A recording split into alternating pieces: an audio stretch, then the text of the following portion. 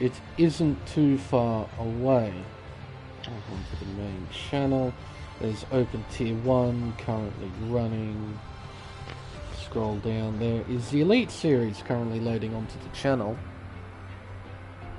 Game audio is working. Party audio is working. I just want to double check something while I'm at it, just to make sure. Yep, that's all good. Sweet! We're all set and ready to go. That is absolutely fantastic. Hello everyone and welcome to round 14, a wet round 14 of the PlayStation Elite Series here on Race Spec Esports.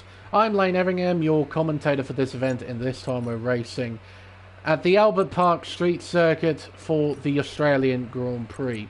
Constructed in 1996, the circuit was made to be the replacement for the Adelaide Street Circuit to host Grand Prix racing.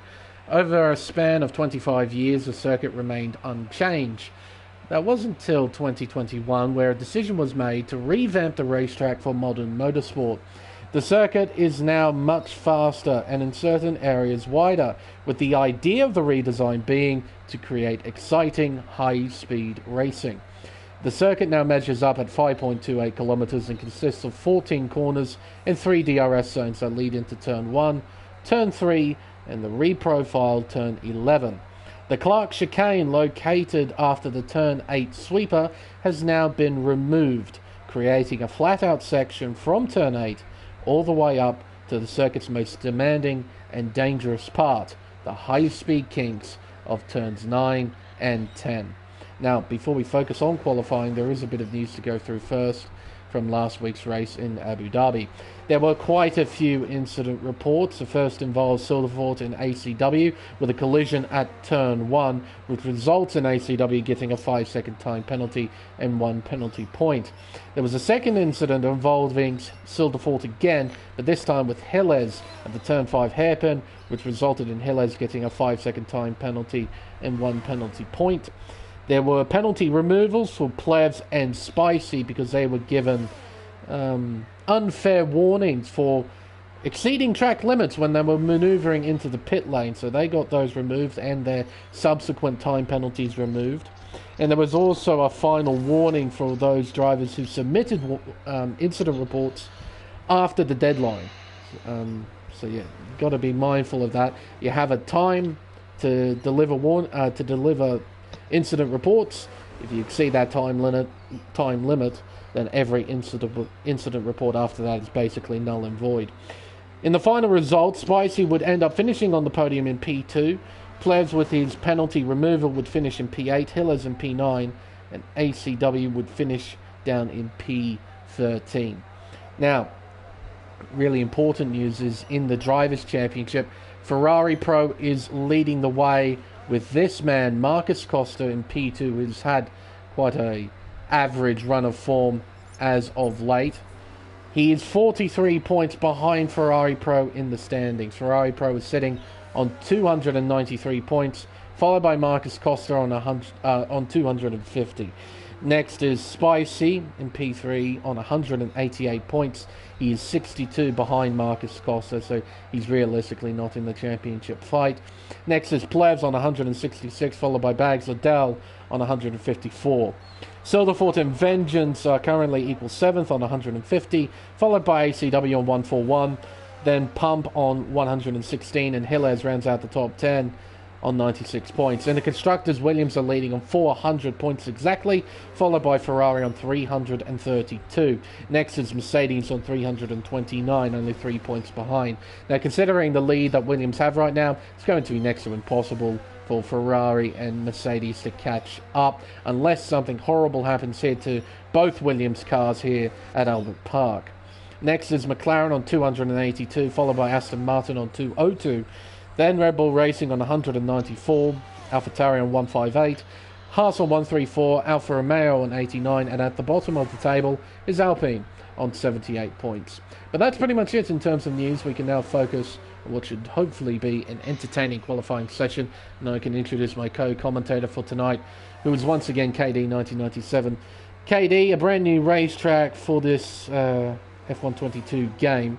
What are your experiences of this circuit, and are you fond of this redesign of Albert Park? Well, I've only had one time I've raced around here at Albert Park, and that was about a couple months ago or something like that. But I actually like the circuit. Actually, prefer this one over the old one, just because it's much wider. It's much easier to have now overtaking. There is a couple areas, obviously, like you have mentioned in your intro. Spicy has apparently crashed, I think. Yes, he's done that at turn 8. He's in the wall hard. So exiting turn 7, the left-hander, he's lost control of the car and he's put it into the left-hand side wall heading into turn 8. So he's out of qualifying. He'll start from the back. Funny enough, I was actually just about to get to that in just a sec. But yeah, no, like, it's good for overtaking just because, well, much better for overtaking. Unlike in previous times with the old layout, it was very hard to do so. You only had like maybe 2 overtaking spots, but now with this track much more widened and less dull-ish, it's actually not too bad. But there are some traction areas you have to be careful of. Turn 5, I know it's a very fast corner. You got to be careful how you judge it, especially in these conditions that these drivers will have to deal with. And then turn 6 and maybe exit at 7. That you can very easily go wide and get a warning. And as I see, watching Marveling, he almost demonstrated for me there. I'm not sure if you have it on your end. He almost put it to the wall there at the exit turn 7. But yeah, no, you got to be very careful of that. But yeah, turns 9 and 10, or formerly known as 11 and 12 in the old layout, obviously very high speed. The exit curve there, or actually entry curve rather, of turn 10, you have to be very, very careful of as well. Particularly the right side. We're going to ride on board here with Plebs to give you a guided tour of this 5.3 kilometre racetrack. Down the main straightaway into turn 1, we'll go hard on the brakes here, bring it down to 5th gear, clips the inside apex, and now around turn 2. You can see Plebs being very careful on the accelerator. You don't want to be too eager on the throttle, otherwise you'll spin out and hit a barrier.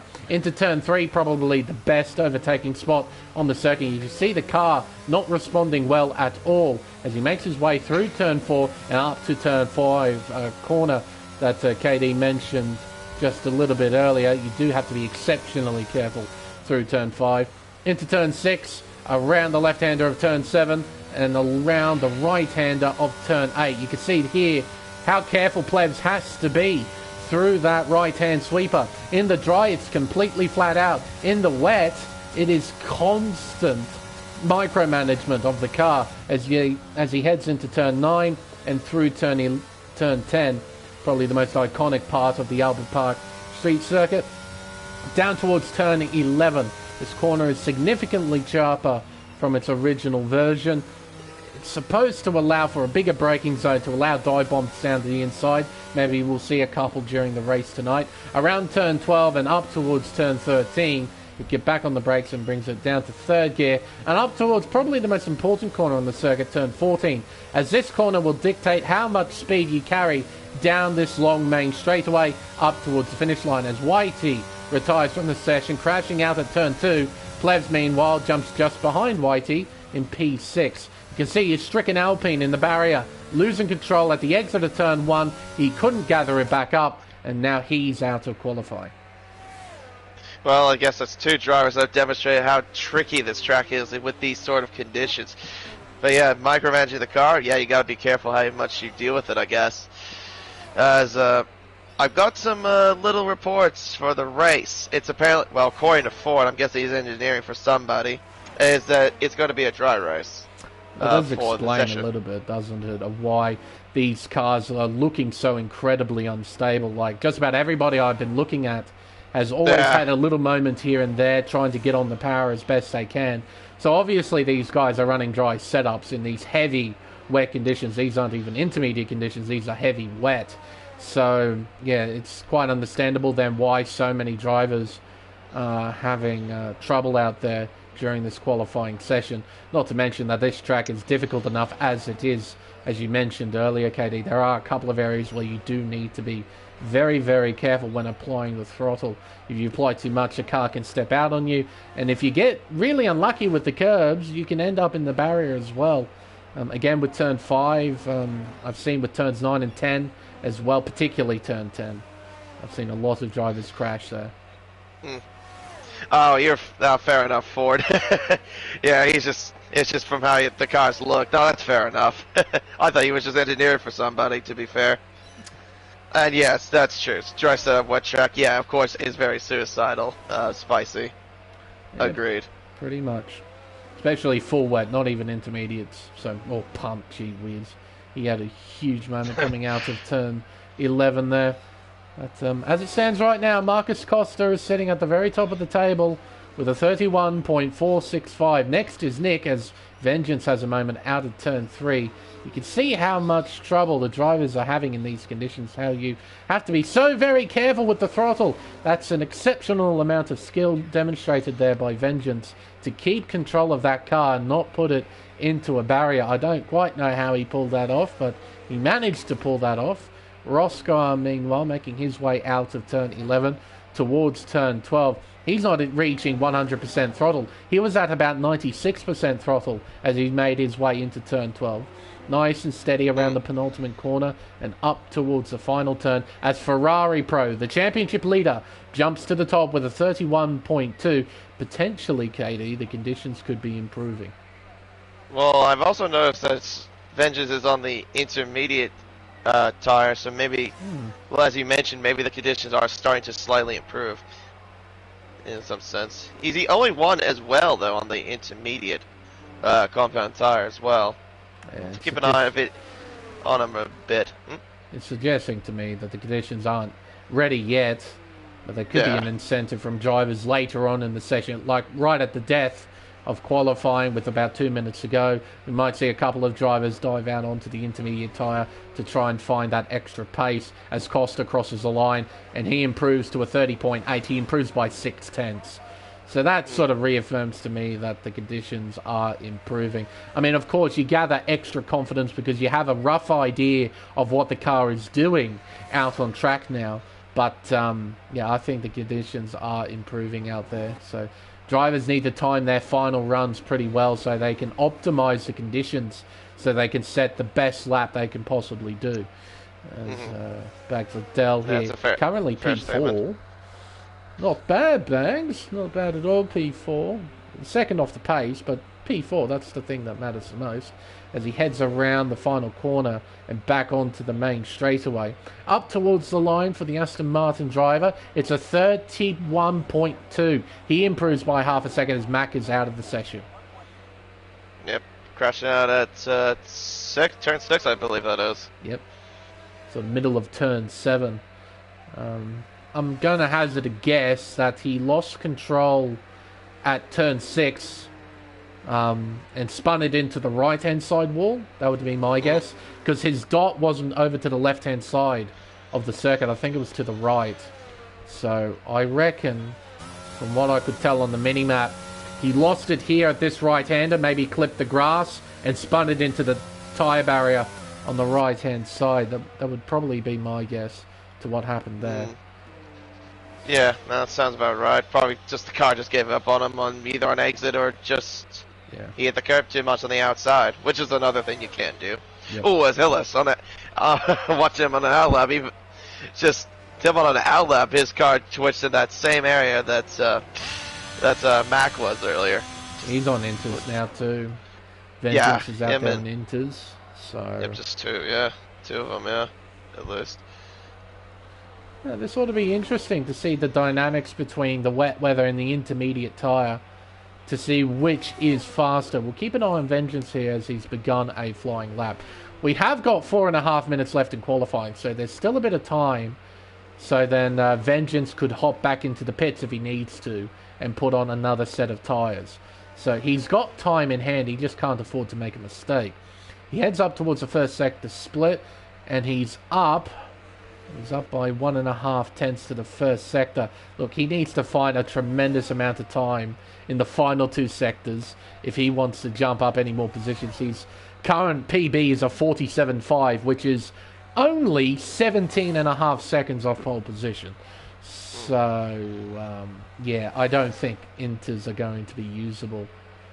He's 1.3. He has 1.3 up to the middle, so maybe... I don't know. We'll see. Maybe he can find something. If maybe he just needs to find something in the final sector, perhaps. 17.5 seconds, KD. Yeah, I know. I know it's 17.5, Unless that but lap he did consisted of a mistake, which is entirely possible. I did notice like a while back he was going slowly in one of those laps that he did. So there's the pole time now, and he's coming out of the final corner. If the intermediates do go good, it'll be right at the end of the session. He improves by 10.8 seconds. So, yeah, I don't know. He is still 2 seconds off the slowest wet weather time, which is currently Marvelin in P13. So, meanwhile, though, Hilles is up by 10 seconds to the middle sector. So he's looking at a 36 as well. We'll see if he can find any more time here in the final sector. You can see the sparks flying from underneath the Haas there.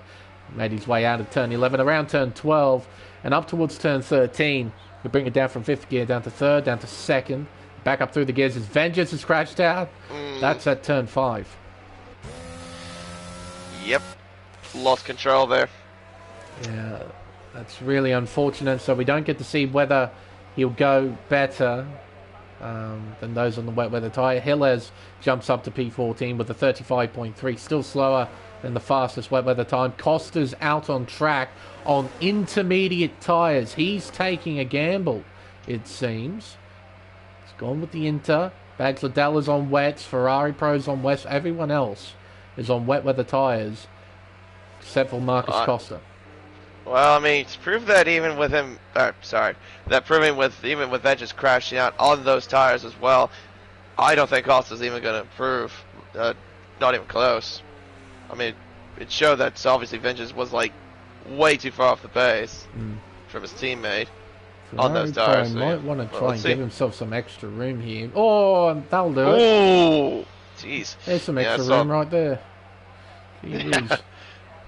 Big moment at the final corners. Marcus Costa, our current pole setter, makes his way through turns 1 and 2. It'll be interesting to see what the sectors say. He heads down towards turn 3. Big braking zone here, down from 7th gear, bring it all the way down to 3rd gear, and gently reapplying the throttle. You can see the back end not at all cooperating. It's like he's driving a shopping trolley out there, which is fitting because he's just coming through a car park now. He's given up on his run, so he realises he can't improve. Here comes Bags Liddell. He gets out of the way pretty well there. Yeah, that one he did. I thought that was a bit too close between him and Ferrari, if I'm totally honest. Oh, Ferrari Pro made a mistake! That is at turn 7, entering turn 8. Oh, dear. Yep. And I think he's got no front wing, he doesn't. Yep. Nope, no front wing.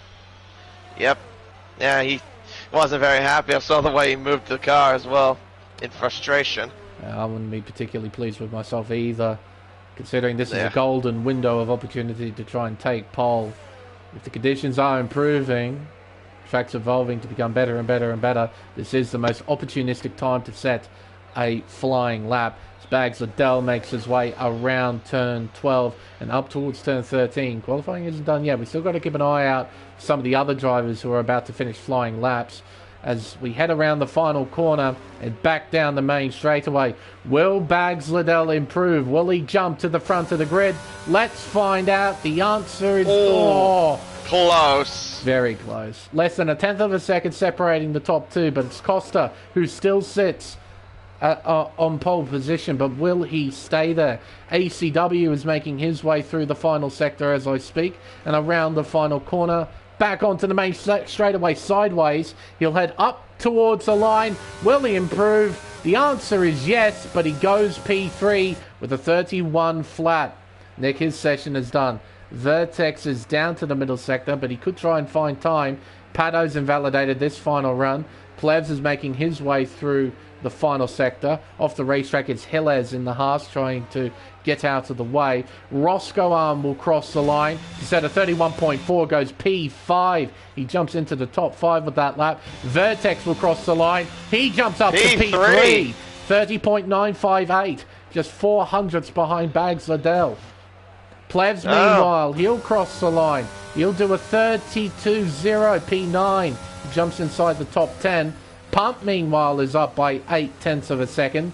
He's looking at a high 31. If he can find some more time, he might be able to creep into the top 7 or so. as he heads down the main straightaway and up towards the line. It's a 31.3 he found that time. P6 with that lap. I didn't think Vertex was going to improve on that lap because in the middle sector split, he was down by 8 thousandths. Maybe he just had a mistake in the final sector, I'm guessing. Could have. But yeah, still, massive improvement. I didn't expect that. Oh, but there we go. Marcus Costa will start from pole. 30.845. It wasn't beaten at the end of qualifying, and I think that's an opportunity lost. I think from the times that we saw, the conditions were definitely improving throughout that session, and Costa did not set that time in the most optimal of conditions. So, and you can see wet weather tyre still stranded there on the racetrack from the spectator point of view. That's good to see at turn 5. But, this is a much needed pole position for Marcus, considering the championship circumstances. I mean, he's 43 points behind Ferrari Pro, which means if Ferrari Pro just finishes in front of him, it's championship over. Because there's 41 points available in the next round at Saudi Arabia. So Costa needs to finish in front of Ferrari Pro. Needs to outscore him by at least 2 points in this round to keep his championship hopes alive, and this pole position will definitely help with that. Bags Liddell will line up alongside on the front row in second position, followed by Vertex in P3, then ACW in fourth. Ferrari Pro will line up P5, followed by Pump in P6, then Roscoe Arm in 7th, Nick in 8th, Mac in 9th, and rounding out the top 10 is Plebs, followed by Pato in P11, then Whitey in 12th, Marvel in 13th, then Gilles, Vengeance, Spicy ultimately didn't set a lap time after his early shunt during qualifying. Alrighty, main race time, and it should be dry, so drivers don't have to deal with these conditions anymore. Yeah, at least you don't have to. But yeah, crucial. P1 for Marcus, P5 for iPro. iPro's gonna have some work to do if he wants to get that championship sealed. That's for sure. Completely agree. agree. It won't be the easiest track to overtake. I mean, you can do a little bit more now with this new layout, but it's still not easy. So we'll see how it goes. Well, it is bone dry out in the pit lane here at Albert Park. No obvious signs of any wet weather around the racetrack from what I can see, from what I can tell. So this ought to be an interesting race. Now, strategy-wise, KD, is it the same simple medium hard medium race? Yep. So, yeah, I know. What's got probably wouldn't even be more surprises if everyone starts on the hard tire. Yeah, that seems to be a common trend, isn't it? Or the majority starts on the hard compound tire, nonetheless. Yep. Let's find out, shall we? Timer reaches 0. Drivers are now lined up on the track, and they'll set off on their formation lap. Let's see who's on what tyre, shall we? Pole said it looks like he's on hard tyres, and I think Bags is on the same. No, he's not. He's on mediums. And, yep, as you predicted, KD, the majority are on the hard tyre. We'll run through the order just nice and quickly. Costa starts from pole. He's on the hard compound tyre, with Bags Liddell in P2 on the mediums. Vertex Spec in P3 starting on the mediums as well. ACW is next from P4. He's on the hard tyre. Ferrari Pro doing the same in P5, so the two championship protagonists are on the same strategy in P1 and P5. Next is Pump in P6, followed by Roscoe Arm in 7th. They're both on mediums. Then the next 5 cars, Nick, Easy Mac, Plebs, GeForce Pato, and Whitey, they're all on the hard tyre. Next is Marvelant on the mediums. Gilles and Vengeance are the next 2 drivers on hard compound tyres. And Spicy, starting from the very back, is electing to start on the mediums. I mean, hey, why not? You're starting from the back. His plan is to be nice and aggressive at the start and try and make moves. Yeah, what do you got to lose, pretty much, is this whole case. Well, you're not moving any further backwards, so... True. You just got to hope not to get involved in anything. Now, we'll get rid of the tyre graphic for now, just to improve the viewing space. Now, a 16-car field, it's better than nothing, that's for sure. Always hope for more attendance, but a 16-car field is still very nice and healthy. There's the predicted pit stop strategy. So to get off the medium tyre and onto the hard tyre, pit window is between lap 13 to 16. I'm going to write that down for my own sanity so I don't have to remember. So we got to keep those laps in mind for the medium runners to move on to the hard tyre. Interestingly enough, lap 16 is past the halfway mark, so it seems that you can do more than half the race on the medium tyre. Yeah, I'm guessing probably the track isn't as too bad on the tires. That's probably what I'm guessing. It hasn't really been, if I remember previous years, racing at this racetrack too. 2019, I think I remember, if I recall, was the worst of it, but other than that, it wasn't really too bad in like 2020 and 2021.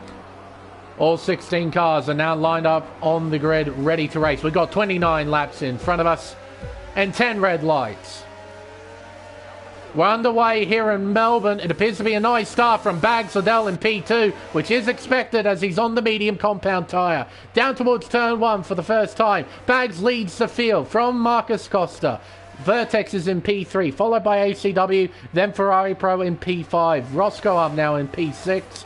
Pump in P7 as they head down towards turn 3. The field bunching up as they go into the tight right-hander. Everybody getting through relatively unscathed as Vertex and Marcus battle for position. Through turn 5, they're side-by-side contact, and they both get through unscathed. As they head towards turn 6 and turn 7, Vertex takes P2, and Bags Liddell is out in front with a 1.7 second lead. Ferrari Pro trying to fight now. Looking around the outside here, this will turn into the inside, and he gets in front pretty easily. He's into P4, and he's got his championship rival directly in front of him as they go into turn 9 and turn 10, the most infamous and dangerous part of the racetrack. The leaders get through unscathed. The midfield looks pretty good as well. So no major dramas on the opening lap. We definitely had opportunities for drama, but everyone keeps their nose clean. Yeah, that was almost close between Vertex and Marcus at turn 5. I thought, he nearly had a moment there at turn 11. Or turn 12 rather, but no, it was very close, but thankfully nothing happened as we go at the end of the first lap. Bags lead by 1.5 seconds. Very great start from him nonetheless. Absolutely. He made those medium tyres work brilliantly off the line, got a superb start, and basically left Marcus Costa standing on the grid. And after he took the lead, Vertex and Costa had a small battle, making their way through the first sector, which just allowed Bags to just drive away from the following pack. So he's got a comfortable lead. He needs now to not get too nervous about this and just keep your eyes forward, keep driving well. Because yeah, he's looking pretty tidy at the moment. Now I'm more interested with the top two in the championship. They're very close, nearly 4/10 behind, close to one another. We got some tight battling going on here. Vengeance gets by Nick. Spicy trying to get by as well. This is a battle for P11 on track as they go through turn 9 and then turn 10. You can see how much you have to cut the circuit there at turn 10. It's quite remarkable how much you can actually cut there at turn 10. The track limits are relatively generous when it comes to track limits there. But you do have to be careful because that inside curb, it's like a double-edged sword. Yes, you can gain time, but the curb can so easily screw you over. Absolutely. Yeah, speaking of Nick, he's also been the biggest loser out of the lot, losing 5 places on the first couple of laps. As we move on to lap 3, DR is now enabled. The biggest gainers from the field at the moment are Vengeance and Spicy, so currently they're both looking pretty good right now. But they still got a lot of work to do to move their way up through the field. But it's a long race, 29 laps where almost anything can happen. So they just need to keep their focus in check. Make sure they don't do anything silly. LS. Yep. Out of turn 2, I think that was. Or no, that's turn 5. Sorry. He lost the back end at turn 5, I think. No obvious damage from what I can see on the Haas, so evidently whatever happened, he didn't end up hitting the barrier, or at least he didn't hit it very hard. So he's down in P15, which is the final point scoring spot, but he's still very much in this. He's only 1.2 seconds behind GeForce Pato in front. Oh, it's Marcus! Oh, he lost the back end. Speaking of which, at the exit of turn 11, got Ferrari Pro closer, but thankfully for Marcus's sake, he doesn't lose out to Vertex's DRS. If that would have Now that's the crucial bit. Oh, hang on, yellow flags out. Whitey. Yep, that is the exit of turn 12. He gets pointed back in the right direction, but now he's dropped a fair way behind the leading group. So, yeah, no, he's got a fair bit of work to do and probably needs a bit of luck to fall in his favour. And also farewell, Broke Vegan. Hopefully we'll see you at the end of the stream. But, we all know that he's Ferrari Pro's #1 fan, thanks to the constant spam that he gives us during post-race interviews. Yes, the amount of love that he gives for Ferrari Pro is insurmountable. Through this high-speed chicane of turn 6, 7 and around turn 8, Roscoe currently trying to hunt down ACW with Pump 46 right behind in the McLaren. You can see Pump on that steering wheel. He's got plenty of battery available, just over 90%. Roscoe not so good on the battery. He's on 40-odd% as he makes his way through turn 10. He'll open DRS. He'll turn on the battery as well. He's closing in. Look at the speed as it goes round the outside of ACW. And now Pump wants a piece of the action. Side by side contact. Oh, contact. Yeah, ooh, a little bit. Easy Mac. Oh, no. Easy Mac tried to go down the inside of turn 12. That door was always going to shut. I had a feeling that Mac was going to back out. Oh, contact between him and Pato. That wasn't too nasty. It was wheel to wheel, so there shouldn't be any damage. But Easy Mac had half a look down the inside of turn 12, and I thought he was going to back out, and it seemed like he did, and then he recommitted back into the corner. He didn't have any sort of reason to give the car in front sort of any reason for room. So, you know, the door was always going to shut, and unfortunately for Easy Mac, he's now down to 13th position. So. Yeah, just got the short of the straw there, apparently. Meanwhile, though, second, third, and fourth, close to one another. Very cool. Yeah. Separate by about 2.5 tenths between second and third. But Costa's closing it quite rapidly with Slipstream. You'll get the benefit of DRS at the exit of the chicane. Here we go. A bit of Barry. I think he's going for it here. Yes, he is. And the outside, Vertex breaks early to allow Costa to run around the long way. And Vertex doesn't quite get the exit to try and challenge here into turn 12. So he wisely backs that and slots in behind the Williams driver. See Ferrari Pro just lingering in the background there. Ooh, a bit of a moment from Vertex and Ferrari Pro, I think, there at turn 13 as they make their way onto the main straightaway. You can see Ferrari Pro drawing alongside the Red Bull. He's got some straight line speed. Down the inside he goes into turn 1 and he gets in front as Costa gets a 3-second time penalty for multiple warnings. It looked like he got that at turn 2. That's crucial, I think, considering how close these two are right now. That's crucial for the championship. Yep, absolutely. And if we have a safety car, particularly late race safety cars, those penalties start to play a really big factor. So, yeah, Marcus, he needs to keep his head down, not worry too much about the penalty, and just keep driving well, because he is driving quite well on those hard tyres. Ferrari Pro is doing well to keep up with him. And it's a similar story with Ferrari Pro's Whitey. Gets a 3-second time penalty. Can't afford to get those penalties, so you must maintain focus. Keep the car within track limits if you can. Ford actually made a good comment that we haven't even spoken about one particular driver, Bags Liddell, who's up by nearly 4 seconds to the second place car. He's doing quite well. I mean, yes, fair credit, he's on the mediums, but still, he's doing a fairly good job out there on the medium tire nonetheless. It's amazing what kind of driver you turn into when you're leading a race, when you're controlling everything. When you're out in front, you've got a clear track in front of you. You've got grippy tires, you've got a good car underneath you as well. You're just in control. And yes, Bags hasn't quite had the results he probably would have liked this season, although he has got a race win thanks to quite a unique race, let's say, at Silverstone. But Bags is proving the pace that he's got. And he's got everything underneath him right now. And he's driving pretty well. And he's got a 3.9 second margin over Marcus Costa, who has proven to be the dominant force in this season. Unfortunately for him, he's had a run of really bad luck that he's hoping to sort of turn around. all sort of kicked off with what happened down in South Australia with the massive storms that he was affected by, and a not great race at Abu Dhabi, which really hurt his championship chances. But right now, Costa is keeping himself in check. He does have a penalty to worry about, but right now he's doing a good job. But, he also does have enough. I was just about to mention the rest of the field looks a bit stagnant right now, but I have picked up this small battle between Roscoe Arm and Pump. What was your point going to be, KD? Oh, my point was going to be that both the battery situations, so for Ferrari and Marquez, are quite different as well. I'm watching as well. 75% for Marquez Costa. As we all know in the season, he's been superior with that ERS management. Ferrari Pro, though, he hasn't been great with it. He's got 18 even percent. Oh, Easy Mac is out. Pato's in the wall. Pato's in the wall. Yeah, I think they both came together. And we got a safety car because of that.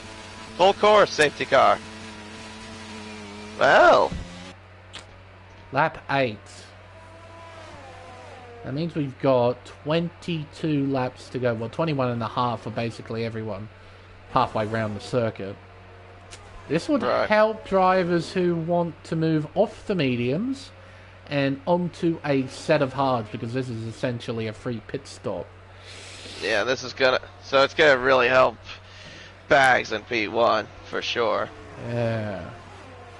I just wonder if the hard runners would try and do the same, because I mentioned the game suggests you can do 16 laps on the mediums, which sort of theoretically means you could try and stretch it a bit further than that. And we are going to spend a few laps behind the safety car. So no surprise Bags is coming in. Also another feature of the newly designed Albert Park. New pit lane, so the pit speed limit is now at 80 kilometers an hour. Ferrari Pro and Costa stay out, so they're not going to try and hop onto a set of mediums and try and really stretch a stint. Instead, they're staying out. So, yeah, anyone who is on the medium compound tyre has just been given a massive free kick. And look at this for Bags Liddell. Look where he's come out. Fourth. In fourth. Right behind ACW. Not bad at all. Not bad at all. But he needs to keep focus. And that's something that safety car periods can do quite well, is remove your focus. Because now you're driving down at a sort of relaxed pace. You're not really focusing in on every apex, on every braking point. So you sort of dial yourself out of the situation. You need to make sure when the lights go green again, you need to get back on top of your game. So. Although, I have noticed Vengeance, Plebs, Hilles, Pato, and Whitey have moved on the mediums. I mean, I guess why not, since they are further back. So, yeah, why not try something new, I suppose. And there might be another safety car period which more or less falls in line for those hard runners to pit onto a set of mediums. So let's say lap 16, maybe lap 15 or so, another safety car.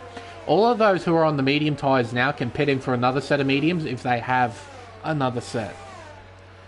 Because obviously we have that in the game now, where with tyre allocation you can give yourself an extra set of hards, an extra set of mediums, or keep the 4 softs for qualifying. So it'll be interesting to see what happens if we have any more safety cars during this event and how that will shape the race. But this safety car period, yeah, this is going to shape the race somewhat, especially if we remain green for the rest of the race. Because all of those on the hards right now, old hards that is, being Costa, Ferrari Pro, ACW, and Nick, they're a pit stop behind everybody now.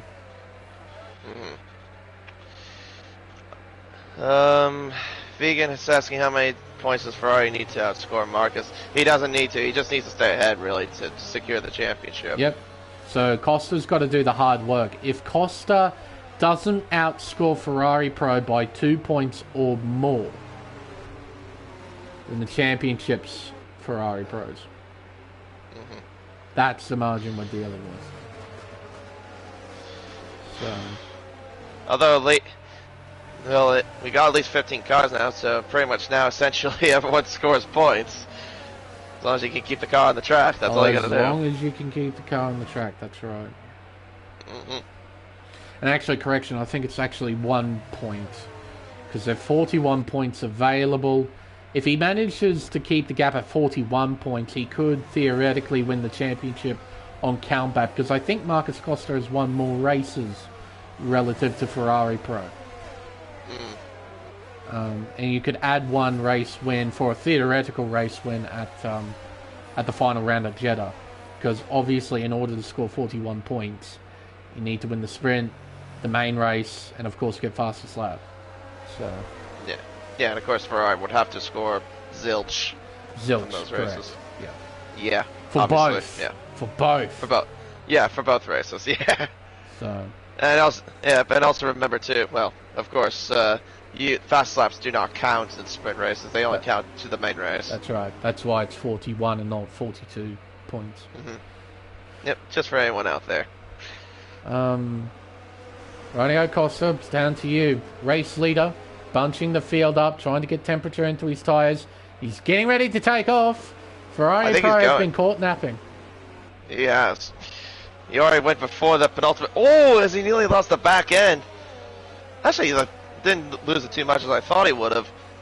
But I'm back on the green nonetheless. I think without that mini mistake that he made, I think he would have had about 7/10 in hand. Yeah, I reckon. But yeah, with that little mistake, it sort of brings Ferrari Pro back in just a little bit. Meanwhile, Banks Liddell on fresh tyres. I wonder what his game plan will be. Will he try and attack, try and move himself forward, or play a more conservative strategy? Because he has got the advantage in terms of tyres, but he needs to keep this man in mind, and this man in mind, and this man in mind, because there's a lot of drivers on fresh hard compound tyres who have a sniff of a race win here at Albert Park. We've still got a long way to go though, so we've got no idea how this race is going to shape up, as Vertex might be under... No, he's not under pressure at all. In fact, he might be applying pressure to Nick as they go into turn 9 and through turn 10. See how high speed it is and how committed you have to be. Spicy Vengeance side by side out of turn 10, and here comes Plebs to join the battle. Can't quite go down the middle to make it 3 wide, but Plebs tries to have a go down the inside of Spicy, and here comes Hillez on the attack. Down the inside, he looks at turn 12. Oh, it's tight on the exit. Oh, it's tight, and they're side by side still through 13, and Spicy says, have that. I'll push you out wide too, son. And Spicy keeps P11. Whew. Jeez, sketchy there to do the turn 12 nonetheless. Fair credit to them to keep them on the track. Oh, big tire bomb though at turn 1, and he gets in front. What a move. Yeah. One of the overtaking spots of turns 1 and 2. Pulled it off. You have to be very committed though to make that work. You have to be so committed down the inside. Oh, 100%. 100%. You do. Yeah, definitely not wrong there. Now, Pato's been given a 3-second time penalty for multiple warnings. We're starting to see more and more penalties appear, and they're going to have more of an effect on this race as the laps tick down. But Vertex, he's losing time to the leaders. He is behind Nick, who is... Oh, and that's a moment! But he was wide! That could have been about 10 times nastier than how it actually was. Because if he got unlucky with that outside curb, if he touched the grass maybe, could have lost control and put it into the wall, and that would be race over. So Vertex very lucky, and sort of a warning sign to himself that he needs to stay focused. Because when you're stuck behind the car in front as well, you do get a bit of dirty air, which does affect the car. So you need to sort of keep that in mind. And Vertex, at the moment, making his way through turns 1 and 2. He hasn't got quite a good enough run out of turn 2 to try and attack into 3, but he is awfully close. He just keeps looking, but can't find anything. Yeah, the more that he stays behind that Alpine, the more time he's going to lose the bags. That's the problem. Yep. He just can't find... It's probably just because Nick probably has a better straight line speed setup. Maybe theoretically he has a better straight line speed setup than Vertex. That's probably just why he's struggling to pass him at least. It's a fair assessment to make, especially with the races we've seen in the past and how important straight line speed is. And Vertex has got abundance of it right now. He is right on the back of the Alpine, but you just can't pass here into turn 9. It's just a no-go zone when it comes to overtaking. I mean, if you go down the inside there, you're basically telling the guy on the outside, right, one of us is going to die if you don't get out of the way, as Vertex is going down the inside. Pump tries to follow as well. Contact and spinning his vengeance. Dear. Oh dear. Yeah, it must have been. I couldn't tell from the background. Maybe he had some sort of contact. Ooh, hello there, Marvelant. Ooh, maybe there was a bit of contact. I'm not entirely sure. I couldn't tell from that angle. Well, I think with Vengeance, he got caught up with somebody else's battle. I think it might have been Plevs, I want to say, because he was part of that medium runner group that was sort of in the lower midfield. I think he and Plevs might have come together at the exit of turn 11. Hillez tries to go around the outside of Roscoe. Yep. Close managed to get in front of Roscoe. Oh, hello. Yeah, managed to get ahead of Roscoe in turn 3. Spicy, 3-second time penalty for multiple warnings. He's on the hard tyre and he's had a really hard time, pardon the pun, but he has had a hard time of dealing with some of the medium runners as Vengeance has just been given a 3-second time penalty. Pump gets by Nick. That is straight line speed right there in the McLaren. So I reckon Pump's running a fairly low wing setup. He was able to get by Nick before turn 9. So he has got plenty of straight line speed in that McLaren. But, top 3 or top 4 rather. Oh, hang on. Hillez is out of spin. Yep. Turn 11. Down he goes to P14 and he's on the medium tyre. They won't feel too good after that. Similar story with Vengeance after he had an incident at the same corner. Yeah, quite rightly said, KD. We got a battle on here between the top 4 essentially. Nick getting passed now by Plevs as well. So Plevs into P7, Pump P6. So looking pretty solid for McLaren right now. Down to Vertex though to try and catch the cars in front. It's 2.2 seconds between Vertex and Bags Liddell. I would assume someone like Plevs would have an easier time because he's on the medium tyre. He's going to have a lot of pace in that car right now, but he's stuck behind 2 drivers on the hard tyre. So he's wearing the tyre out more and he's not fully extracting the pace that the medium tyre has right now. So it's going to be a bit tough for Plevs. He needs to probably be a bit assertive. I'll be interested to see how his teammate plays with... Oh! Plevs had a moment out of turn 9. Managed to grab some amount of grip at the corner exit and straighten the car out. Bit of a lock up there from Pump. But yeah, Plevs had a half moment there at turn 9. And when you have a half moment through a corner like that, it can so quickly turn into a full moment. So... Oh, Ferrari Pro had a moment, speaking of which. He's now over a second behind Marcus Costa. Yep. And he's got ACW for company now. So we turn 1 into turn 2. He should gain time thanks to him having DRS as Vengeance sets a new fastest lap. See that gap increasing. You can see Marcus Costa doing incredibly well as usual. Just saving battery. It's what he's so incredibly good at as Plevs gets by Pump. Pump can't quite fight back, so Plevs into P6. His next target is Vertex in P5, and that gap has shrunk between P5 and P4. It's now down to 1.2 seconds. Yeah, of course, just Bags is just staying behind the top 3. He's not just trying to do anything silly, he just wants to stay behind until they go into the pits.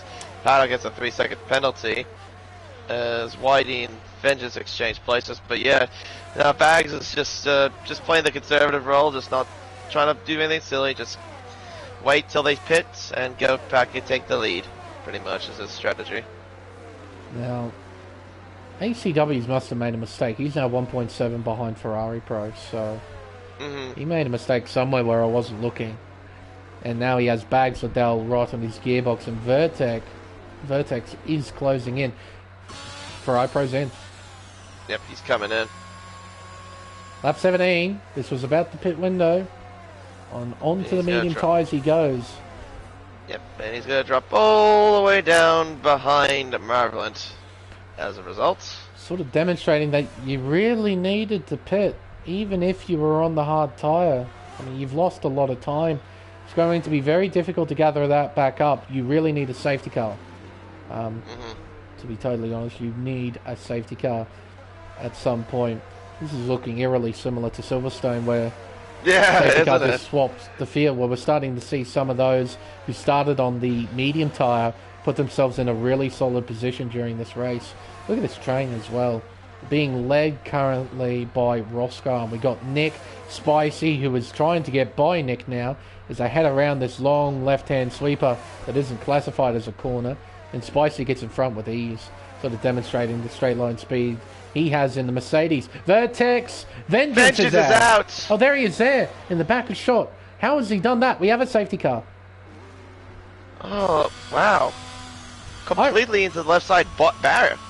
I reckon he had a similar moment to what I saw with Plevs coming out of turn 9, where he lost the back end of the car and put it head first into the left-hand side wall.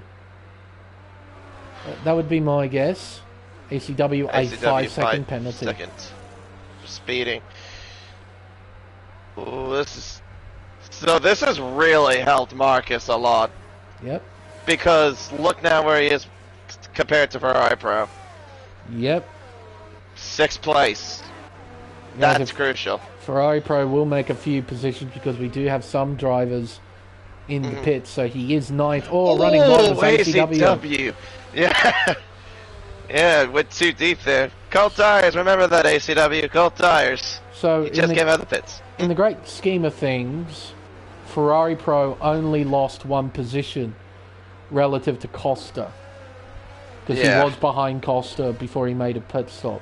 So, you know, he can thank his lucky stars that those who were on mediums during this middle phase of the race made another pit stop, which they kind of had to do. It's going to be very tough to get to the end on those tyres. Pado's taking the risk. I mean, why not? He started towards the back. He's had a few time penalties next to his name. He's got 6 seconds right now. So he's trying to go to the end on those tyres and try and take as much track position as he can right now and then worry about it later on. You can see now ACW has 8 seconds, even with the increased speed limit. Unfortunately, ACW has found a way to give himself a speeding penalty. So that'll hurt him. Yeah, also you might want to keep Plevs at some point. He's on the soft tire. Wise bags and pump. What's going on at the top? I don't know. They were just someone did an oopsie and probably Bags did, I assume, because they were exchanging places at turn 11. Yeah, I don't know. Pumps in. Did he get damaged from what happened, I wonder? Let's find out. He's in. Let's see. Yeah, he's in the pits, and no, just a tactical stop. Unless the game didn't repair his wing. That's yeah, of course, with the stupid game. That is a possibility. ACW has come back in, and the reason why he's done that is to serve his 5 seconds. He doesn't want to have that next to his name when the checkered flag falls. So he's come back in to serve the 5 seconds. He now only has 3 seconds next to his name. So. Fair enough. But he has lost a significant amount of track position. But one man who is quite happy about that is probably Ferrari Pro, because he's now on the back of Costa again. And they're all on fresh tires too, compared to the top 4. So, could see some opportunities coming our way. I reckon Maybe. You're right. Maybe. Because we've got this sort of polar opposite field. Like, towards the front, we got hard runners, and 1 medium runner on relatively old tyres. Everyone else is on fresh mediums, minus Plevs, who's on fresh softs. So, safety cars in this lap. So Bags Liddell will now take control of the field and will allow the safety car to return into the pit lane. He's got a fair bit of work to do to try and keep that race lead. He's on the worst slick tyre compound. They're pretty old tyres at 10 laps. And he's got guys behind him on fresh rubber that can definitely make it to the end. So Bax has got some work to do, but he does have a bit of backup in the form of Roscoe Arm, Spicy and Pato, who are also on old tyres. So those behind have got a pretty decent amount of work to do if they want to get towards the front. Right. Here we go. Around the penultimate corner and up towards the final turn. Adela, a nice, safe restart. No mistakes from the Aston Martin driver. Could not say the same for Pato, as he nearly had the back end loss of the final turn. Here comes Costa, looking down the inside. No, doesn't fully commit. Oh, bit of a moment from Pato.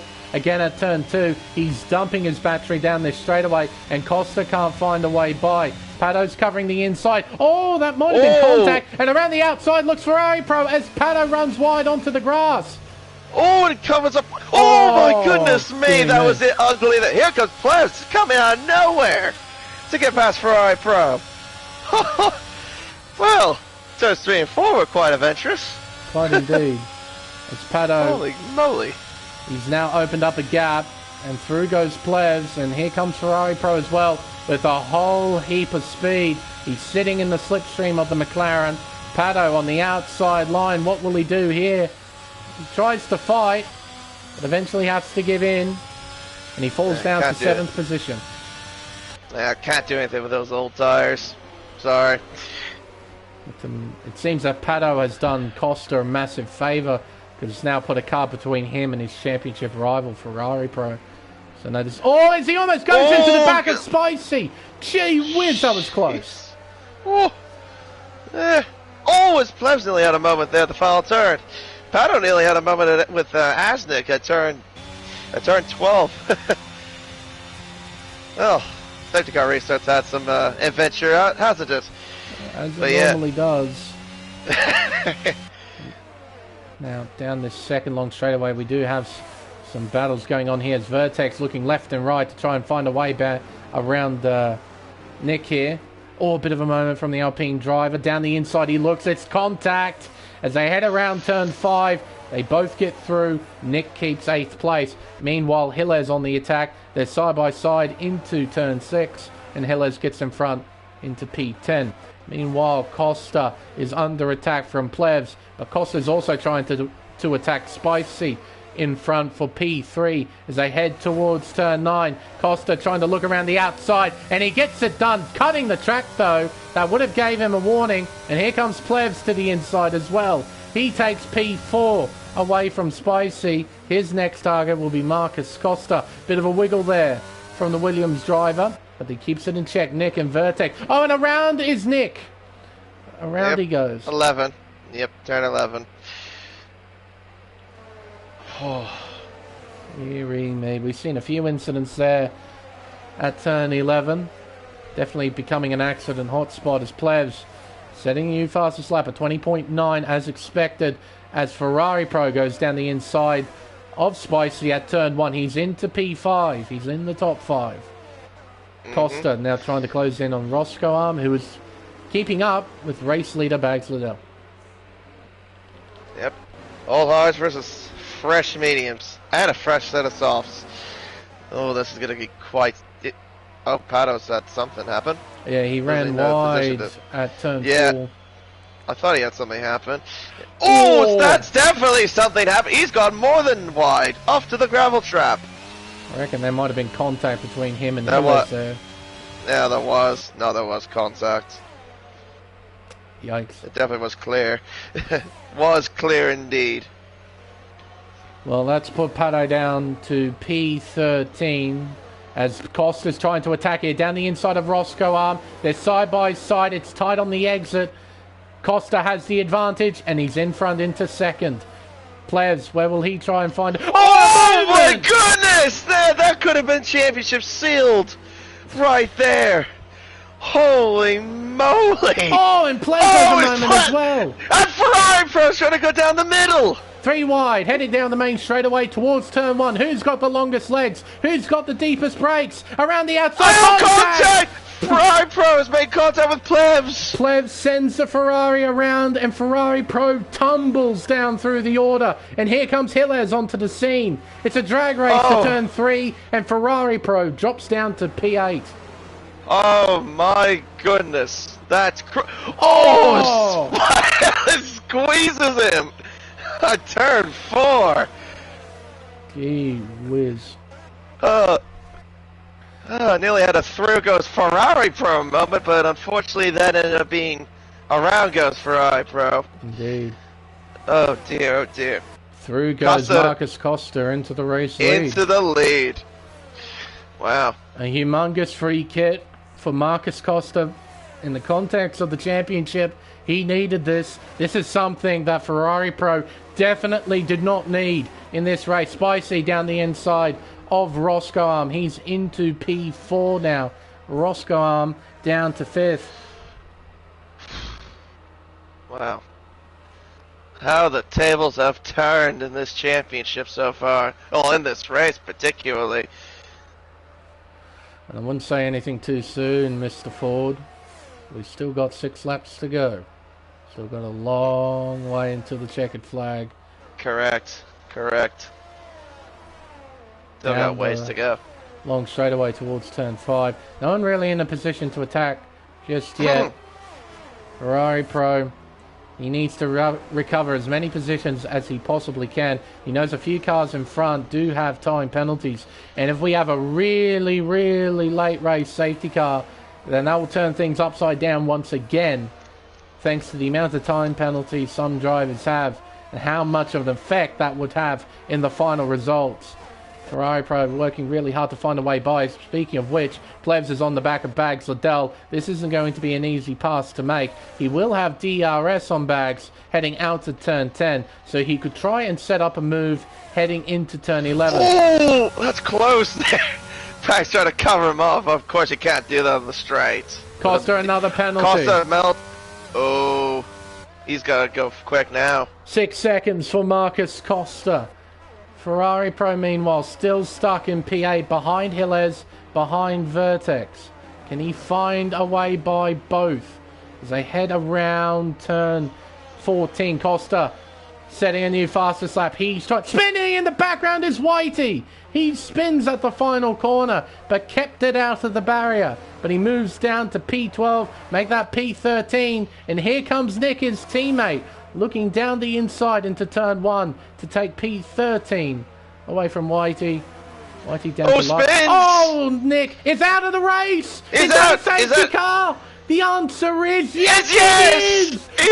Oh my goodness! Another change in this race. A late race safety car that is going to change everything. Penalties are now going to be the major decider in who finishes where. What on earth is this race? Correct, Goodness. Mr. Ford. Correct. Commentator's curse is a thing, and I guess spectator curse can now be a thing. Correct. Your words just might have cost Costa. Maybe. But we've still got a long way to go. A long way.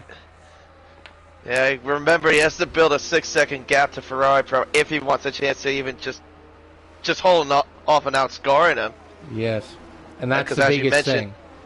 Yeah, because as you mentioned, he needs to outscore him or Marcus has to outscore Ferrari Pro by 2 points or more to keep the championship alive. Yep. Essentially, but yeah. Well, at least you don't pass the safety car, Marcus. For Yeah. crying out loud. Yeah, no. Don't want your championship ending in disqualification. We've got some drivers in. Those towards the back end of the field, they're taking a gamble. They're chucking on soft compound tyres. I mean, why not? At this point in the race, try and do something to try and reinvigorate your chances to move your way up through the field. Ferrari Pro is the last car who has not stopped.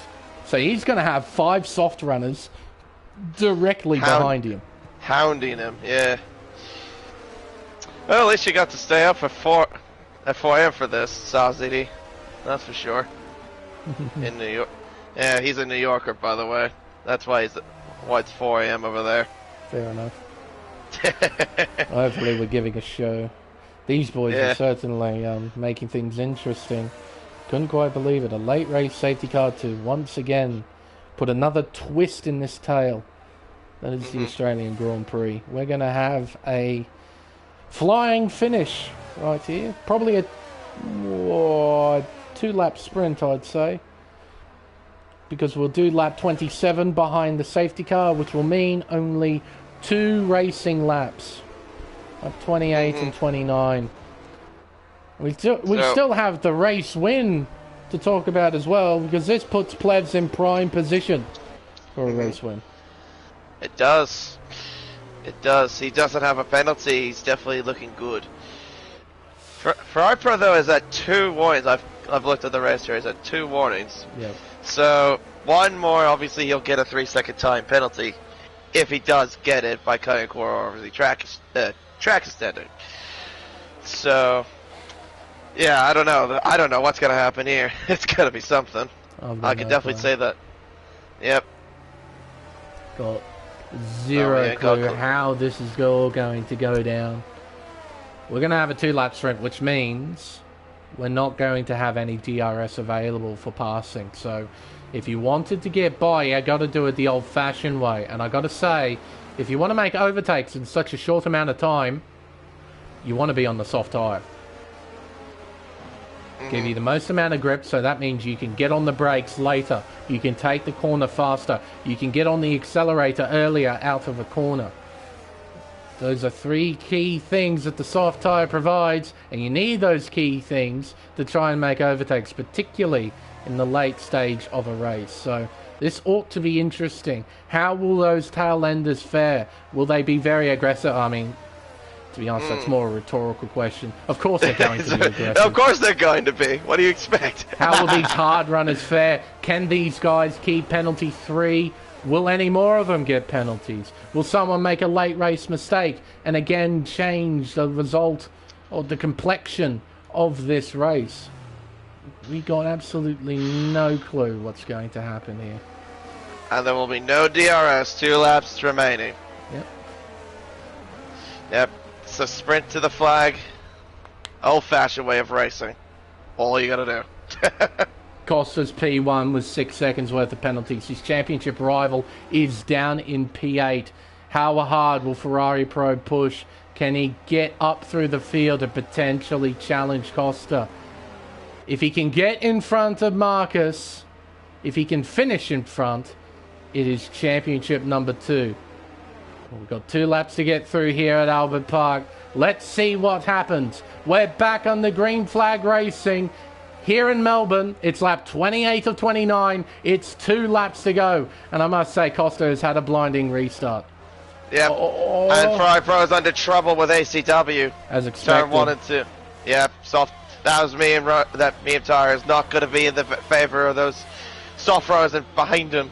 Yep. Hiller's trying to have a go on Vertex there as they go around turn 4 and up towards turn 5. Pump has overtaken Whitey as well as they head around turn 5 and up towards turn 6. ACW is on the back of Hilles. Can he find a way by here? The answer is no, not through turn 6, not through turn 7, as they head around turn 8 for the penultimate time. And through this flat out section we go. ACW is right on the back end of Hilles, trying to find a way by. There is Ferrari Pro in 9th place as they go through the high-speed kinks here, through 9 and 10. ACW's got a nice run. Hilles covers the inside as they head towards turn 11. ACW doesn't quite send it in deep, and he can't find a way by. No. Keep an eye on the gap between 1st and 9th. 4.9 seconds. It's a second that Marcus has to gain. Oh. As ACW down the inside of turn 13. Committed move. Oh, Costa Always Hilles at a moment. Lap 2. Ferrari Pro, the gap now is 5.5 seconds between himself and Marcus Costa. So Marcus, he's got a clear track. Oh, that's close. Oh, Ferrari Pro and Hilles at turns 1 and 2. The door was closed, unfortunately. It's 6 seconds now. Yep. That's enough at the moment, though. I'll have to do some quick math after this, because this is actually going to be a lot tighter than what I think it's going to be. 6.3 is now the gap. Meanwhile, out in front, Plebs, he's got 6/10 over Bags Liddell in P2. So long as Plebs stays out of trouble, he should take the race win. And Roscom, he could finish P3 here. His main worry isn't ACW, it's actually Vertex in P7 as they go through the high-speed kinks of turns 9 and 10. They jump over the coast side by side. Oh, Hillers and Ferrari Pro. Why are you battling Hillers? Around the outside! Oh, that was a brilliant move! Oh my goodness. That was so committed! 7 seconds is now the gap between himself and Marcus Costa. Where will Costa finish? I think he's going to finish 5th. I think he's going to finish 5th. Yeah. From the way it's looking. Costa will cross the line in first place. But it will be Plevs who wins the Australian Grand Prix. Bags Liddell will finish in 2nd. And it will be Costa finishing on the podium. Third. That's really? how much those fellas battle one another. They cost each other so much time that Costa finishes on the podium. Wow. Costa says, thank you very much, mates. Thank you for battling so much. You revived my championship hopes. Yeah. And for I think finished 5th, if I'm correct, out of that order. Instead. So. Plevs, our race winner here for the Australian Grand Prix. Kept out of trouble, no penalties next to his name. He'll stand on the top step. P2 goes to Bags Liddell. P3 to Marcus Costa. Really didn't see that one coming with his 6 seconds worth of penalties. But he drove that well on the final 2 laps. And everyone else behind squabbled. As a result, he finishes 3rd. Yeah. What a race. That's for sure. Oh, so with that and fastest lap, he outscores Ferrari Pro by 8 points. So the championship continues to Jeddah. Does indeed. An important result for Marcus Costa for the context of the championship. And a nice result for Plevs as well. Victory here at Albert Park. Started from P10, not the most ideal qualifying in the world, but he made it count in the race. P1 at the end of this Grand Prix. P2 to Bags Liddell, started 2nd, finished 2nd. You've got to be happy with that. Costa will finish P3 with fastest lap, followed by Roscoe, then Vertex, then Ferrari Pro in P6, Pump P7, Marvel in P8, Spicy 9th, ACW 10th, YTP 11, followed by Hillers and GeForce Pato, our final finisher. Out of the race, Nick, Vengeance, and Easy Mac. 3 retirements, resulting in 3 safety cars. 3 important race-changing safety cars.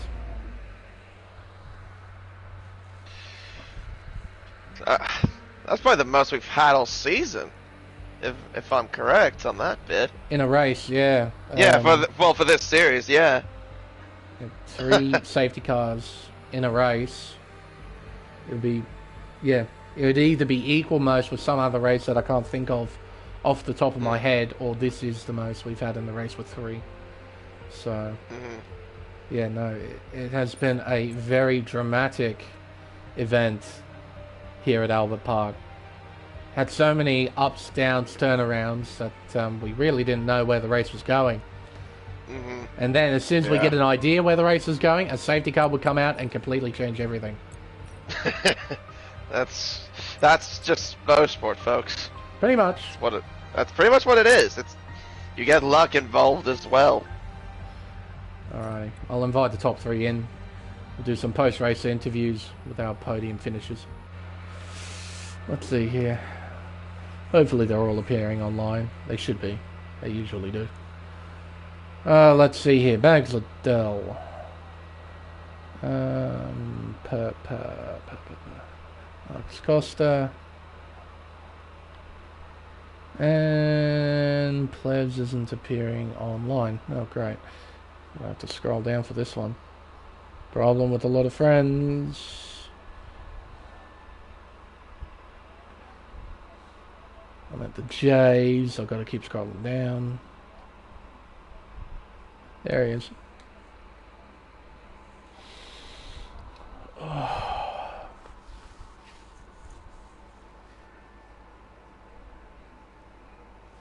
Alright. But yeah, a lot more dramatic in Australia than I initially anticipated, if I'm totally honest.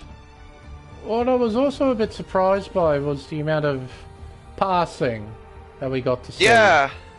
There were several overtakes that we actually got to witness throughout that race, and it sort of reaffirms the idea that the reconfiguration and the redesign of the circuit, it's kind of worked in the virtual world. Just a bit unfortunate in the real world, the race was a bit duller. But, hello, top 3 as well. Nice to have you here. Now, I better check something as well, just to make sure. Turn you up, we're gonna make sure. There we are. And you got to turn up. There we are. Alrighty. We'll start the podium interviews. We'll move from third, we'll make our way up. You know the drill. So we'll start with you, Marcus.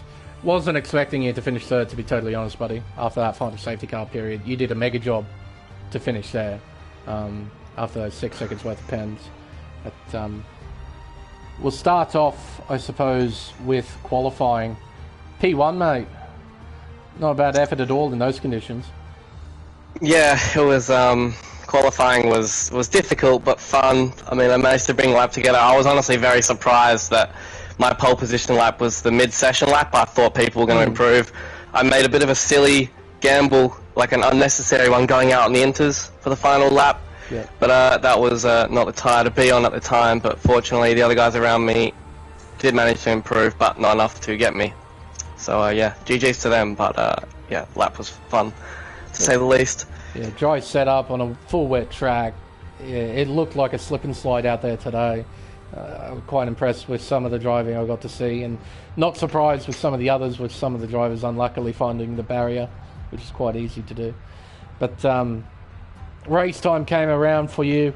You elected to start on the hard compound tyre from pole position. You end up regretting that decision, or do you still think it was the right way to go? I do, but I don't. It's one of those things where you don't know you can't predict what's going to happen in the race. Obviously, it was sort of a Silverstone situation where safety car came out pretty optimal for the guys who started on the mediums. I was on the hards, and I learned from last time that Ferrari Pro unfortunately hit a puncture at the end of Silverstone, so I didn't want to make that error. So we both opted to stay out, and that was the right choice, I believe, for both of us. Yeah, fair enough. Because, yeah, stretching it out that long on the medium tyre was going to be a bit of a 50-50. But when you put yourself a pit stop behind everyone, sort of at that mid-phase, I was thinking, ooh. And I didn't know you made the right call, if you didn't make the right call. I certainly gave myself a lot of work to do. Oh, you did pretty well out in front. Kept it under control from what I could tell. Didn't make any mistakes. I think had a few moments where you call you sideways here and there, but everyone had that. So, but that second safety car came around, and that gave you the opportunity to finally move on to the medium tyre. You must have been pretty thankful when you saw that. But a silver lining to it, it was your teammates who caused it. Yes, I was in the party with him when that happened, and it was, as far as I know, just an accident, just pushing too hard. But obviously it doesn't look great considering Ferrari Pro had pitted, and I was honestly following him in the next lap just to get the overcar and react to his strategy, knowing that obviously he was the main person I'm competing with. But yeah, the safety car managed to benefit me, but fortunately the safety car, or fortunately for Ferrari Pro, but not for me, the safety car managed to leave him only one position behind me, so it was all good, still on an even playing field. Yeah, and then eventually it turned into a... there wasn't any car between you, because ACW ended up pitting, if I recall, to remove his 5-second penalty that he got for speeding. So that meant you two were next to each other on track. But yeah, how were those final few stages? What was the game plan? Was it to get towards the front or worry about Ferrari Pro? It was mainly worrying about Ferrari Pro. Obviously, I don't hope for another driver to crash because I feel like that's a cheap way to win. But when I saw, I'm not sure what happened, I just saw that he had, I'm assuming he made contact with someone or spun on his own, I'm not sure. I saw that as an opportunity for myself to take advantage and hopefully try claw some points back. But yeah, obviously I just messed myself over, just driving a bit reckless, getting too many penalties, and ultimately just cost myself what would have been a comfortable win. Were they just clumsy ones, just running a little bit wide here and there, or cutting a bit too much, or maybe turn 10? Yeah, just not cutting, mainly just running wide on the exit of 5, on 10, 12, and the final corner. Just little ones like that, where it was just small inconsistencies that cost me quite a few points, and I could have potentially gained quite a lot more points than I did gain on Ferrari Pro tonight, which is unfortunate, but yeah, I gave it my best effort and don't really have any regrets. Oh, you mentioned your best effort. You managed to pull out a hell of a margin in 2 laps, man. You pushed.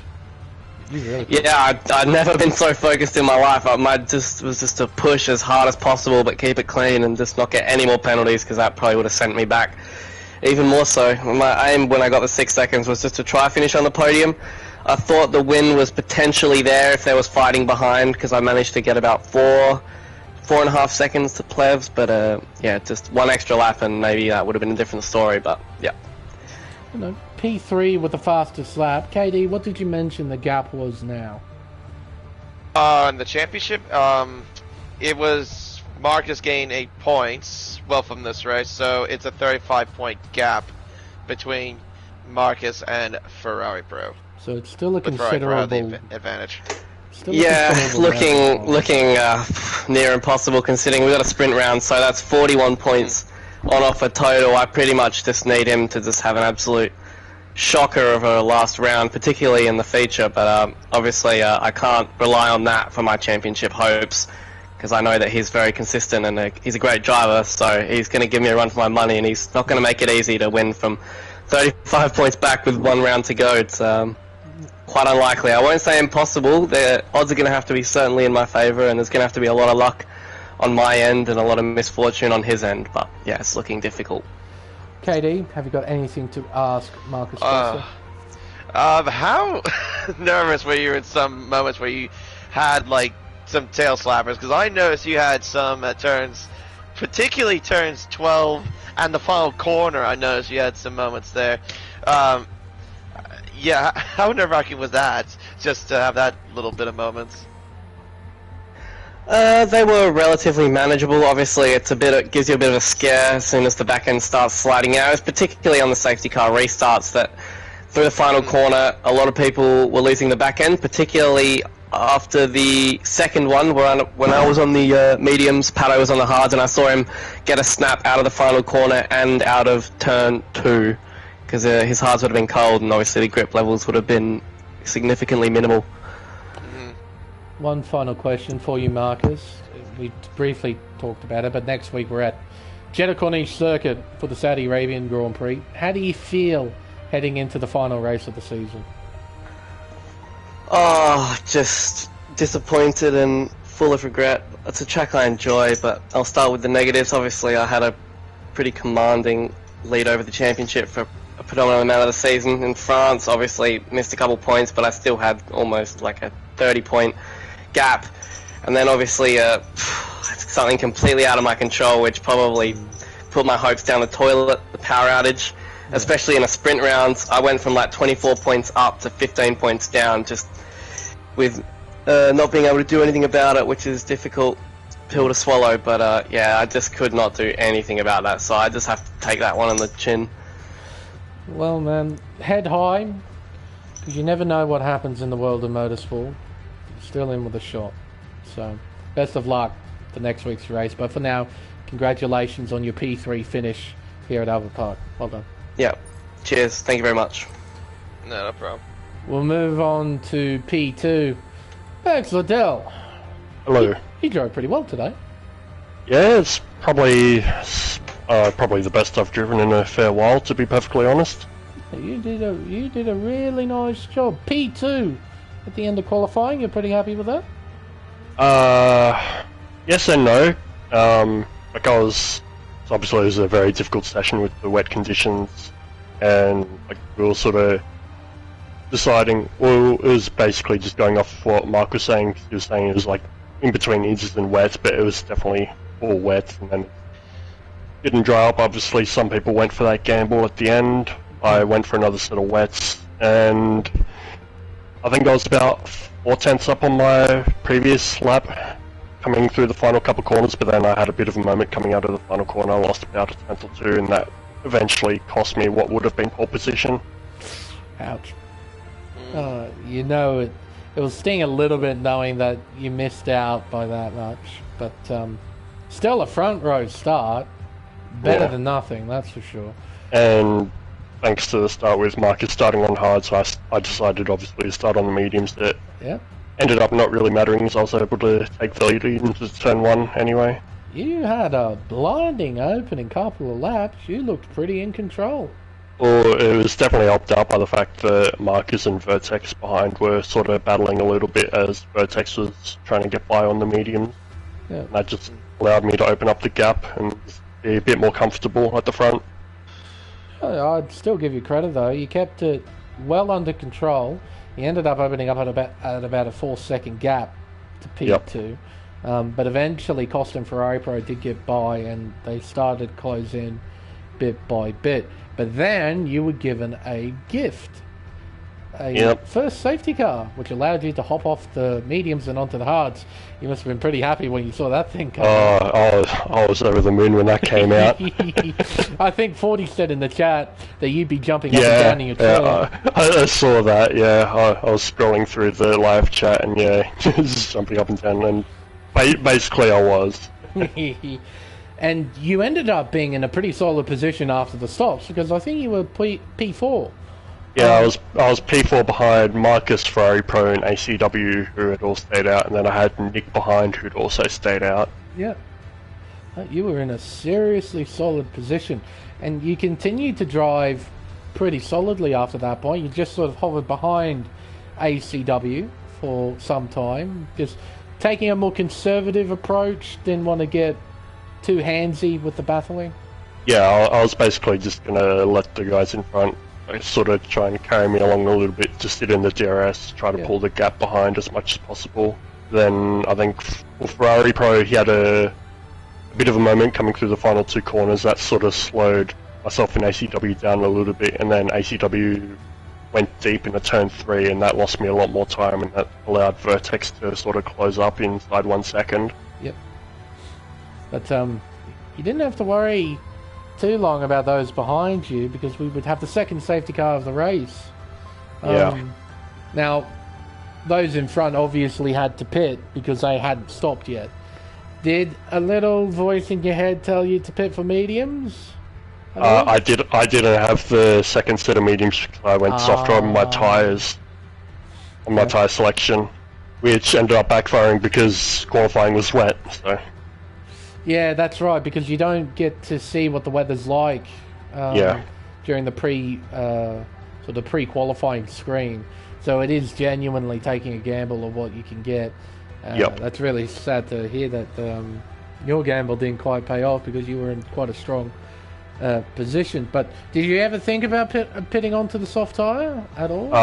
No, not on that point of the race. If it was about 1 to 2 laps later, I probably would have, but I didn't want to risk it at that point. Because you were in the race lead after that.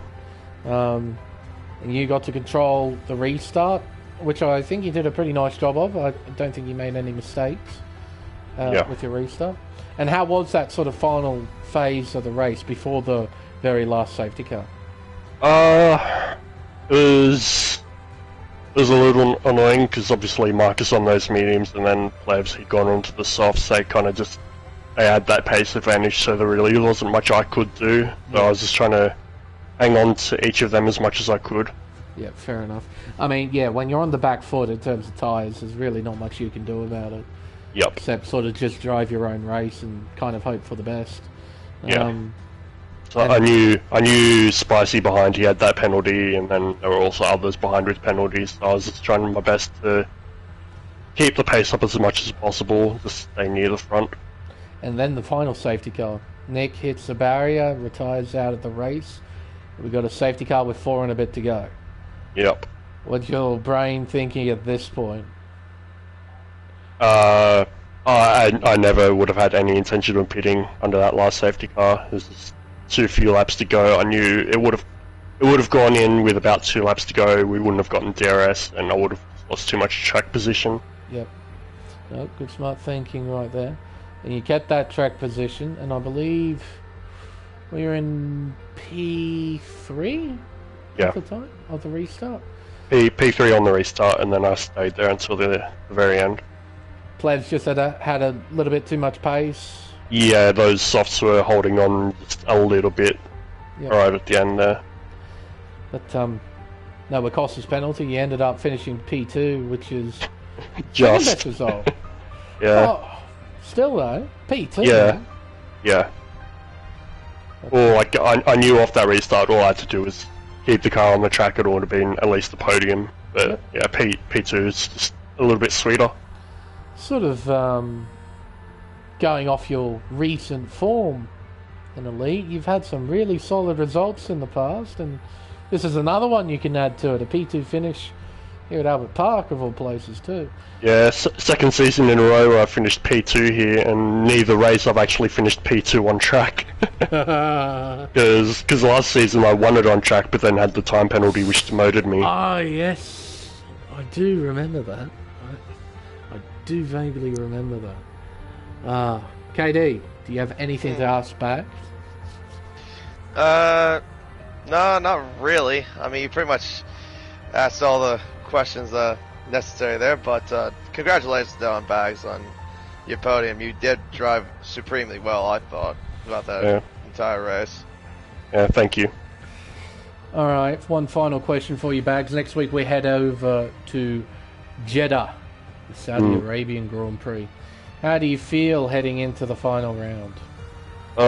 Definitely a bit tentative going into the final round. It's obviously with it being Jeddah, one, it's a sprint round, so that's going to throw up all sorts of commotion.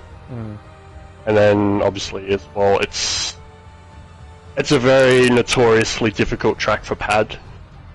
Yep. With the amount of fast, high-speed sections and high-speed corners and just constant changes of direction. It's a track I've become a lot more comfortable with recently, like especially on this game compared to on 21, but it's definitely going to still be a challenge. Well, Bags, best of luck for next week then. From the sounds of things, you may need it, considering it is Jeddah. But for now, mate, congratulations on the P2 finish here for the Australian Grand Prix. Well done. Thank you. We'll move on to our race winner then. Plebs! Hello. Didn't see that coming, man. Mate, either did I, to be honest, so we're all surprised at each other. Mate, P1, second win of the season after Singapore. Must feel pretty good? It does, yeah. Had some pretty shocking races in the last week or so. I don't know, Abu Dhabi, I was good there last season, but yeah, I don't know, like last week I was just shocking in both races, so yeah, it's good to bounce back with a win for sure. But didn't get off the greatest of notes. P10 at the end of qualifying. No, yeah. Not fun out there. Didn't have a good qualifying. I kind of just screwed myself, to be honest. So first run I had a pretty tentative first lap, which I'm like, yeah, there's heaps of time in that, and the second one I kind of bottled. I locked up a couple of times and I boarded it, and then I decided to come in and I wanted to see if the inters were good to go, because I thought, like, oh yeah, all the boys were saying that it was kind of even. So I came in and I sat in the pits for a while, but then I put my tyre pressures up to kind of have the temp on the inters in the wetter conditions to see if that would make a difference. But then when I went out, it told me I was on the wrong compound. I pressed the wrong button and didn't realise, and then it put me on wets with like full tyre pressure. So I basically really struggled to improve my time, and on my last run I improved by only like 0.3 on my really slow banker lap. So yeah, just my own fault really, and yeah, I definitely probably should have been a lot higher in quality, but look, didn't matter in the end. So ultimately, no. Race start. Let's talk about that. You elected to start on the hard compound tyre. How was it at the beginning of the race? Dog shit. Yeah. It was bad. It was yeah, I was taking it really easy. Lucky everyone around me was on the hards as well. Like I know some of the guys at the front and at the back were on mediums, but like the 2 guys ahead and 2 guys behind me were on hards as well. So it was kind of even playing field, and I think I got a position on someone at the start off into turn 1, but it was an Alpine, I can't remember. But yeah, they're not quick at the beginning, and you kind of just have to get that tyre temp up and try not to die in the meantime. Yeah, that sounds better.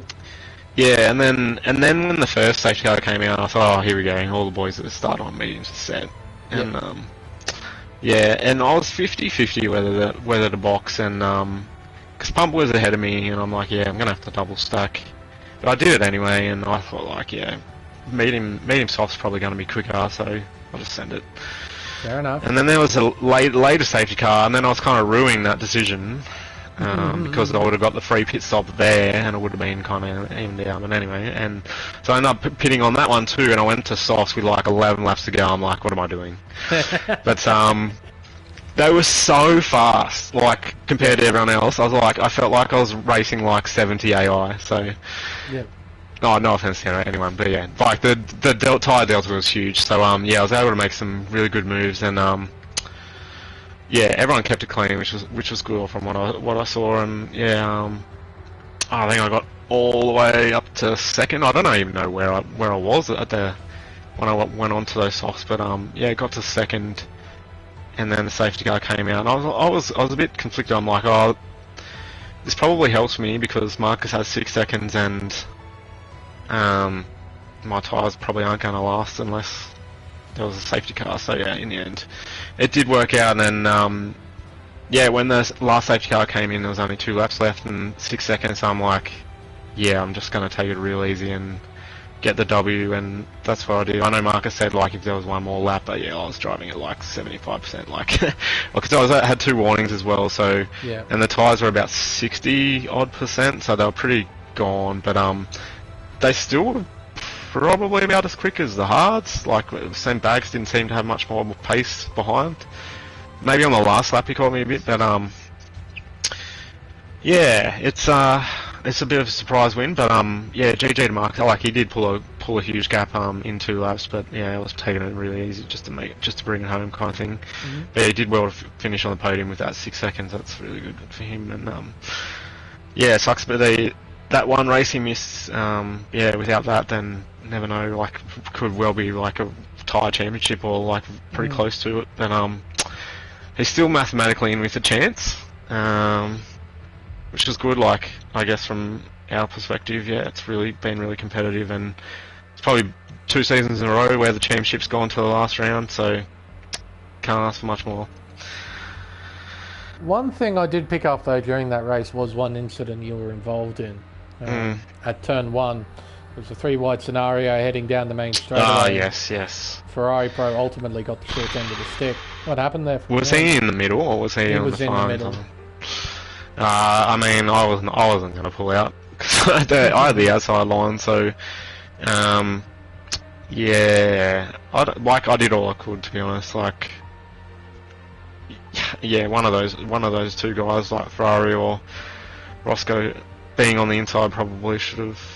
I don't know what happened in the end, but yeah, I made it through clean, and I didn't feel any contact, so I don't know what happened between those 2. But I held the position. But yeah, it was kind of my fault that even happened because I made the move in on Roscoe on the second last corner, and then we were side by side through the last corner, and I like had to go really wide, and yeah, I don't know what happened. Like I just lost the rear and nearly killed him, and we were both really slow. So Ferrari Pro got a run on both of us. And, yeah, I don't know. I think it's just one of those things. Like no one wanted to back out, so yeah, it was just who came off least worse kind of thing. But yeah, I'm not sure if either of them will protest or anything. But yeah, from my perspective, I left as much space as I could on the inside. So that's all you can do. I got a warning on the exit as well. That was one of my 2 warnings because I like left so much. Like I went so wide. Yeah, I couldn't really tell where they were. But yep, I don't know. Fair enough. I think it was all fair enough from my point of view. KD, do you have anything to ask our race winner? Nothing. Pretty much same story. It seems like you pretty much hit every point, but yeah, it's good to see you back on top, plebs. Congratulations. Yeah, congratulations on your P1. Yeah. Thanks. Yeah, yeah. It's been a frustrating season, but yeah, really competitive. Which is good. So yeah, I'm stoked from. I'm more happy with that than like I'll be with my driving ever. So yeah, it's great to have a nice competitive league. Final question for you, plebs. Next week we're heading over to Jeddah, the Saudi Arabian Grand Prix. How do you feel heading into the final round of the season? Yeah, I like the track. I'm a bit tired, to be honest. Like getting, yeah, I don't know how other people feel, but yeah, I guess like a lot going on in my own life, and yeah, 15 weeks straight. We didn't have a break week this season, which was maybe a bit of a mistake, to be honest. But yeah, fair play to everyone for showing up every week. But yeah, I'll definitely make sure we have a week or two off next time. But yeah, in terms of Jeddah, I actually love the track. I think it's great. But like both on the game and in real life, it throws up some really good racing. Obviously, those long DRS straights can become a bit of a train, but like I think like they're so long that you sometimes just don't have a choice but to overtake the car ahead, and like they'll just get you back the next straight. So it's kind of a bit of a like kind of leapfrogging going on. But yeah, I've had some great races there, so yeah, looking forward to it. Sprint round as well, so plenty of drama probably on standby. So. And I haven't even looked at the standings, but like hopefully I can still like finish third. I think you're definitely in with a shot. I think that sort of midfield battle, I do have the standings somewhere, but yeah, that sort of P3 down to let's see, P7 it's 38 points, so yeah, okay, it's definitely on for P3 in the standings. But yeah, top two are well clear at this stage, so it'll be interesting to see how that all pans out. Yeah, cool. But, awesome. Yeah, it's between me and Sam, so yeah, I'm still behind. Cool. Oh yeah, looking forward to it. Well, best of luck then for next week, but for now, congratulations on winning the Australian Grand Prix. Well done. Thank you very much. Alright, good GG to Bags and Marcus as well on their podiums. Yeah, strong drivers. Okay, Dean, I think that wraps it up for another week of Elite Series, and an interesting race at that. Yeah, no, it produced some really good racing, and I guess the new layout actually proved that you can create some overtaking, and still same old Australia where it creates a bit of drama as well. Yep, in the same old spots too, so no, it was definitely an interesting race tonight. And we're bound to have an interesting race next week. But for now, it's time for us to end the stream. I've been LaneEveringham. My co-commentator, as always, is KD1997. Thank you all so much for watching, and we'll see you next week for round 15, the final round of the championship at the Jeddah Corniche circuit for the Saudi Arabian Grand Prix. Until then, it's goodbye.